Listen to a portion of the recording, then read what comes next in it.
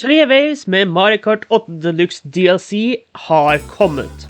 Så med det det ikke på tide å gjøre en update prediction på hvilke tracks vi kan se i Wave 4, 5 og 6.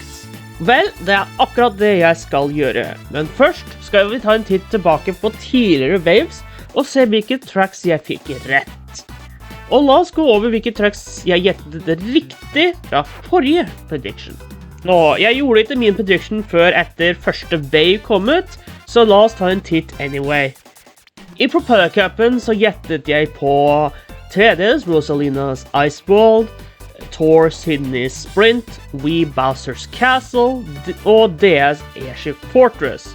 Og av de kun Sydney Sprint kommet. I Turner Cupen så gjettet jeg da på N64, Banshee Boardwalk, SNES Mario Circuit 2, Thor New York Minute, DS Luigi's Mansion. Og av disse New York Minute og Mario Circuit kommet.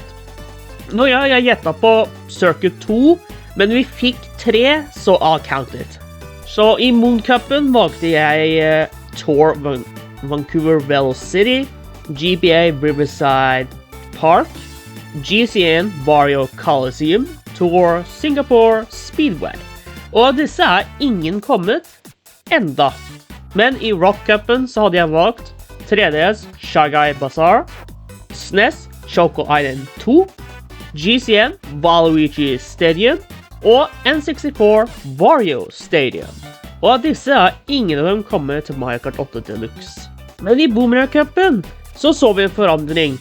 For i denne cupen valgte jeg SNES Vanilla Lake 1, N64 Kalimari Desert, Wii Toad's Factory og DS Waluigi Pinball. Og av disse Kalimari Desert og Waluigi kommet. Men så har vi Fruit Cupen, hvor jeg valgte SNES Donut Plains 2, GCN Daisy Cruiser, Thor London Loop og DS Bowser's Castle. Og av disse kun London Loop kommet. Men så var det Cherry Cupen, hvor jeg gjettet på GBA Bootleg, 3DS Woohoo Island Loop, Thor Berlin Byways, GCN Bowser's Castle. Og disse har vi fått Berlin Byways og Bootleg.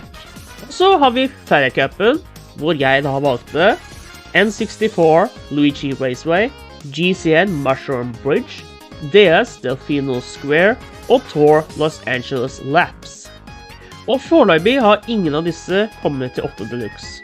Og så har vi Acorn Cupen, hvor jeg da valgte 3DS Woohoo Mountain Loop, GBA Sunset Wilds, Thor Merry Mountain, Wii Maple Treeway. Og av disse 2 av dem kommet, og det Merry Mountain, som jeg til en eller annen grunn valgte å legge inn så sent i lista, hvor det ga mye mer sens å legge den til i Rock eller Moon Cupen, but oh well. Og Maple Treeway, som ifølge noen leaks skulle komme i siste waven, men som i stedet kom i wave 3 i desember. Og så helt til slutt, så det Spidey Cupen, hvor jeg da valgte 3DS Rainbow Road, DS Rainbow Road, GCN Rainbow Road og Wii Rainbow Road. Og av disse kun 3DS Rainbow Road kommet, men Wii Rainbow Road kommet til Thor. Som alle disse fikk jeg 11 riktige, 10 dersom de ikke teller med Mario Circuit 2, siden de egentlig fikk 3. Men dette en så liten forskjell at jeg valgte å ta det som en vinn. Så vi da halvveis i Mario Kart 8 Deluxes DLC-lineup. Og fremover nå har jeg valgt å ta leaks into consideration ettersom noen av dem kan fortelle oss nettopp hvilke tracks eller hvilke spill som får en bane på hvilken wave. Dette en leak som kom cirka rett etter Wave 2 kom ut, og det også en Music og Tour leak som jeg har sett på når jeg skulle velge en ny og oppdatert Wave 4-6 prediction. Så før jeg setter i gang, her en liten spoiler warning. I tilfelle du ikke vil vite hvilke tracks disse kan være, og ikke har fått det med deg leaksa. Så jeg gir deg 3 sekunder på å trykke av videoen. 3, 2, 1. You still here? Ok, da setter vi i gang. Så da starter vi med 4 og Food Cupen, hvor vi ifølge en leak som sier hvilket spill vi vil få den og den banen i hvilken wave, hvor vi da starter med en tour track, og her har jeg valgt å legge inn Amsterdam Drift, hvor du kjører forbi vindmøller for å kjøre inn i byen. Jeg kan se denne banen ved at runde 1 så kjører du den vanlige versjonen, i runde 2 så går du inn i trick-versjonen, og da lap 3 blir i reverse. Dette er en bane jeg har prøvd så vidt det er, og det kan bli veldig spennende å se hvordan den tar seg ut i HD og Mario Kart 8 Deluxe. Bane nummer 2 sies å være en Mario Kart V-track. Så ok, hva kan gå inn her? Vel, jeg har gjort en del research på hvilke V-track som er i Tour, og har da falt på valget Koopa Cape. En uten tvil fan-favorite, hvor du kjører på en elv og ned i en clear pipe, som kan bli veldig spennende å se komme tilbake. Og hvem vet om denne også vil forandre seg fra lap til lap? Det er andre tracks fra tidligere spill i serien som har gjort nettopp dette, som for eksempel Peach Gardens fra DS, og det kunne vært stilig å se dem bruke trick-variasjon en eller annen gang i løpet av lapsa. Bane 3 skal visst bli en DS-track, og ifølge leaken skal dette også være den siste DS-banen vi får.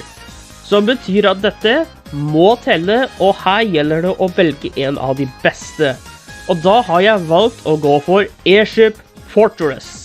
En helt fantastisk bane som definitivt er basert på Mario Bros 3 og Airship Levels. For du literally kjører på Bowser's Airships før du blir sendt utover til et tårn hvor du må kjøre i en sirkel ned til det området målstreken er. Og denne, akkurat som Koopa Cape, er allerede i Tour, som gir den større sjanse for å komme. Men så er det den siste banen i Food Cupen, som er et mysterium. Men Mario Kart Tour har også en leak, eller datamine, som kan fortelle oss mer om hva vi kan forvente her. Og det er ord. Ja, ord. Det er noen ord i Tour-dataen som sier Mob Y, Mob MD, Mob Mu, Mob AT, Mob OR, Mob BR, Mob NU, Mob DK. Og her vil jeg fokusere på Mob Y, og YI. Jeg kommer tilbake til de andre senere, men for dere som ikke vet, så er Mob Mobile, hvor Tour bruker en sånn måte at nye tracks bruker Mob, mens gamle bruker V, 3DS og så videre på gamle tracks. Men hva er egentlig Mob JI? Vel, det kan rett og slett bety Yoshi's Island, og det er det visst mange på internett som tror også. Og det gir perfect sense, siden JI kan lett oversettes til nettopp Yoshi's Island. Så da har jeg valgt å legge inn Yoshi's Island som Food Cupens siste track, og dersom dette er en bane som faktisk kommer, kan det være den vil bli brukt til marketing til et nytt Yoshi's Island-spill. Også med litt digging finner vi hint etter Shy Guys, Flower Wings og Arrow Signs, og bare Flower Wings alone er nok til å si Yoshi's Island. Moving on til Boomerang Cupen. Her er det ifølge leaksa 2 Tour tracks, en Double Dash track og en GBA track. Og da vil første bane være fra Tour. Og her har jeg valgt Singapore Speedway, en city track som tar sted på nattestid, med mange fine farger som kan se utrolig bra ut i HD. Og her kan jeg se at lap 2 går inn i en trick-versjon, og siste lap, lap 3, kan gå inn i reverse. Og dette er heller ikke en bane jeg har prøvd enda, så det blir spennende å endelig prøve den. Bane 2 sies å være en GCN-track, så her har jeg valgt Dino Dino Jungle, som også er i Tour. Men ifølge Music Leak så er Waluigi Stadium også en av banene som kommer. Og det er mulig det blir den i stedet for Dino, men jeg valgte Dino, for det er etter min mening en bedre looking track, og hvem liker ikke dinosaurer? Bane 3 er sagt å være fra GBA, og da har jeg valgt å velge en bane som tilhører Bowser, nemlig Bowser's Castle. Mest fordi det enda er veldig lite Bowser Team Tracks, og det ville vært flott å se en eller to sånne baner. Derfor er det min GBA-track. I sense a team, med at 8 Deluxe kan ha 1 til 2 GBA-remakes i løpet av Booster Course Pass-året. Vi fikk 2 i fjor, som da var Boo Lake og Snowland. Boomerang Cupen skal da avslutte med en annen tour-track, og her valgte jeg Bangkok Rush. Another track jeg enda ikke har prøvd, og som tar sted i solnedgang, hvor lap 1 kan være vanlig versjon, og lap 2 går inn i reverse bare for å få reverse på noe annet enn siste runde, og at da lap 3 er reverse trick-versjon, siden ingen tour tracks har gjort det her enda, og Bangkok Rush kan være bana som gjør nettopp dette. Moving on til Wave 5 av Booster Course Passet, så har vi Feather og Cherry Cupsa. Og med det begynner vi med Feather Cup, hvor første bane er en tour-bane. Og da kommer vi tilbake til Dataman-leaksen. Og så tar vi en titt på Mob OR. Men hva er OR? Her ser det ut til at alle, myself included, er enige om at OR kan være Orlando. Som betyr at min første track valgt er en Orlando-track. Ikke vet jeg hva den kan bli kalt, så jeg kun får Orlando på navn. Men den kan bli kalt alt fra Orlando Rush til Orlando Highway eller Speedway. Den andre banen skal visst bli en Wii-track. Og med det har jeg valgt Wii's DK Summit, en veldig bra bane hvor du kjører nedover en slags slalombakke etter at du blir sendt opp med en av barrelsa fra Donkey Kong. Denne er også allerede i Tour, som gir den en større sjanse for å komme. Den tredje banen skal være en GBA-track, og siden Wave 5 mest sannsynlig kommer samtidig eller rundt samme tidspunkt som Wave 2 gjorde, så må vel Sunset Waltz være en ganske safe guess. Pluss at den er også en del i musikkleken, og det kan bli veldig spennende å se en bane som dette komme hvor solnedgang blir til natt i løpet av racet. En av Super Circuits mest unike tracks. Og som en avslutning på Feather Cupen har jeg valgt Los Angeles Laps, og dette vil nok også mest sannsynlig forandre seg fra lap til lap, og dette er en Beach Team track som må passe perfekt akkurat her. Ikke så stor fan av musikken på denne, men med 8's rearranged music tracks kan den bli bedre. Men så har vi Cherry Cupen, og den siste tourbana vi currently vet om, som jeg da tror kommer til å starte hele cupen, nemlig Vancouver Velocity. Og denne kan gå fra lap 1 til å være den vanlige versjonen, lap 2 går til versjon 2, og lap 3 blir versjon 3. Dette er uten tvil en av de mest interessante tour-tracksa, og I can't wait to try it out. Bane nummer 2 er en GCN-track, og hva er vi mer fitting enn Daisy Cruiser? Vi har enda ikke fått den eneste Daisy Team track, og Mario Kart 8 har heller ingen Daisy Team tracks, så da er Daisy Cruiser det beste valget. Så bane nummer 3 sies å være en SNES-bane, og den siste Mario Kart-bana vi kan få. Og siden Wave 2 ga oss en winter-track, selv om det var sommer, så tror jeg, nei, jeg er sikker på at denne waven kommer til å gjøre det samme. Så da har jeg valgt Vanilla Lake. Om det blir 1 eller 2 gjenstår å se, men jeg føler meg rimelig sikker på at det blir 1. Den ser bare mer interessant ut. Og så er det den siste banen for Wave 5, og her er, ifølge leaksa, skal det være Mob BR som står i fokus. Og BR kan bety bathroom. Ja, det er en sjanse for at vi får et bad som en bane. Så Bathroom Rush føles som et passende navn på en bane som skjer på do. Moving on til den siste waven i Mario Kart 8 Deluxe's Booster Course Pass.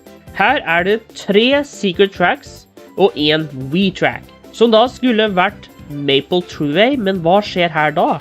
Vel, la oss først fokusere på bane 1, som en tour track. Men nå spør du sikkert, men Mino, det ikke flere tour tracks å sette inn her. Og til det sier jeg helt riktig. Men som du kanskje fikk med deg, det var det samme litt tidligere, hvor jeg da valgte Orlando. Så hva vil jeg velge her?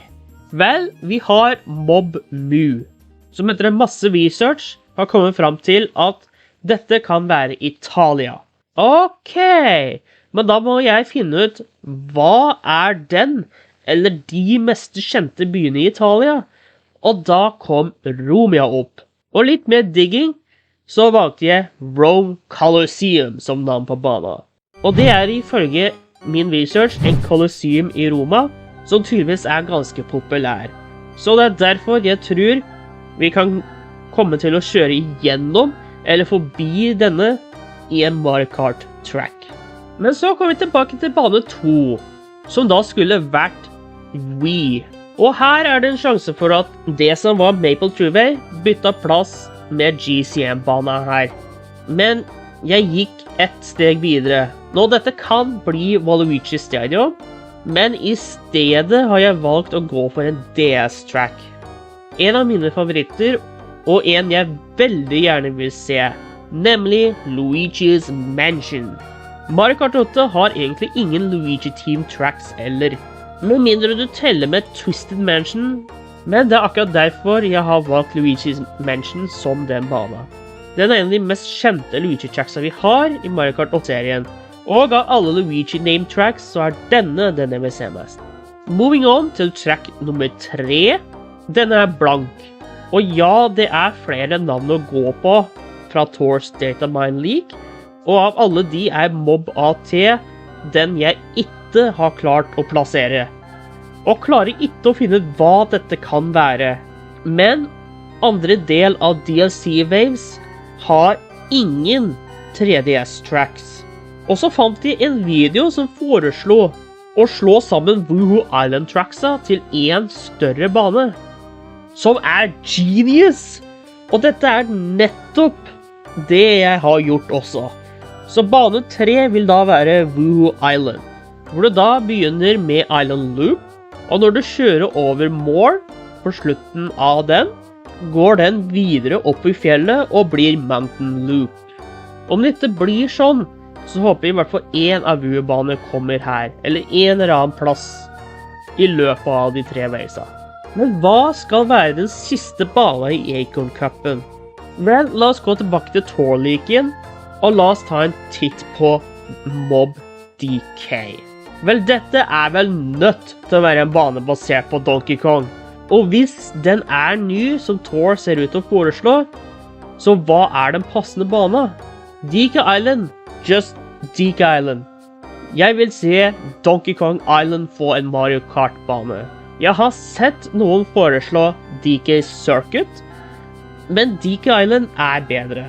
Donkey Kong har sin egen øy, og DK Island var hvor vi var i DK's Adventure DLC i Kingdom Battle. Og hvis det et nytt Donkey Kong-spill på vei, hvilket jeg sikker på at det så hadde det vært stilig om det spillet tok sted nettopp her, og at da denne hva inspirerer en bane i Mario Kart. Så ja, Donkey Kong Island siste bane. Så da vi i mål. Alle cupsa forbi. Hæ? Hva det du mener? Det en cup igjen? Spiny Cup? Spiny Cupen. Den siste cupen. Hva kan den bringe? Jokes aside, her det 2 mystery tracks. En Tour og en We Don't Know. En fra GCN. Og siste bane en Wii track. Alright then. Første bane, Tour. Mob MD. Hva betyr egentlig MD?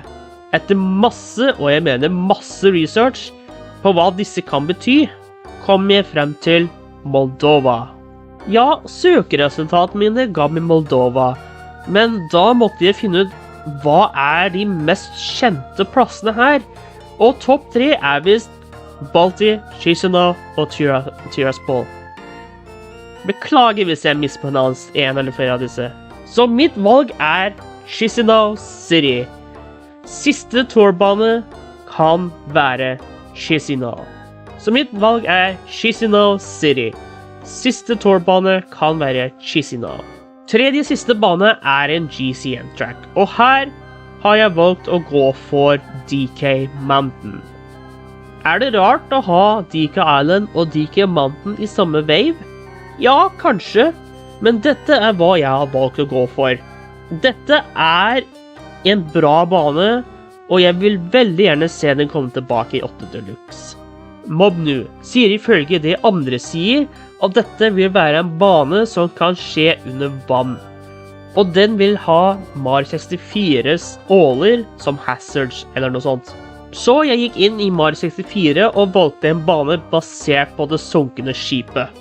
Og jeg sikker på at dersom Nintendo vil, så kan de lage en bra bane ut av denne. Så Sunken Shipyard mitt valg for nest siste bane i 8 Deluxe. Hei, Mino fra fremtiden her. Vi har nettopp fått en oppdatering på Mario Kart Tour om en ny bane som kommer sammen med Exploration Tour, som starter da 7. februar. Og det Piranha Plant Cove. Og jeg var midt i redigeringen av Mario Kart-videoen min. Og ja, og den banen jeg driver og tipper på her da, som jeg liksom valgte som Mario 64-leveren, det viser seg at den kanskje litt, ikke akkurat helt den, men at den litt sånn bane som skjer under vatten, virker det som, basert på de screenshotene vi har fått.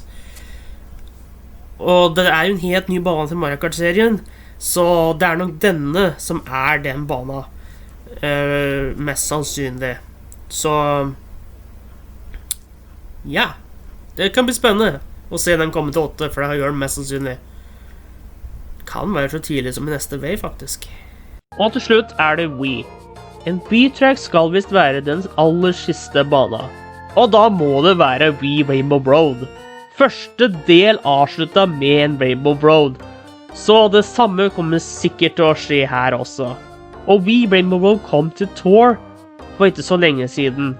Og uansett hvor mye jeg vil se DS eller GCN Rainbow Road, så Wiis versjon ganske populær, og det nettopp derfor vi kommer til å avslutte med denne. Så det mine predictions på Wave 4-6 tracks i Mario Kart 8 Deluxe.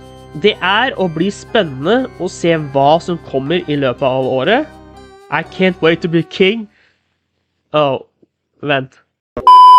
Jeg kan ikke vente til å se hva kommer. Men la meg gjerne vite hva du vil se ved å skrive ned i kommentarfeltet. Og så ses vi i neste video. Takk for at du sa på, og ha det bra.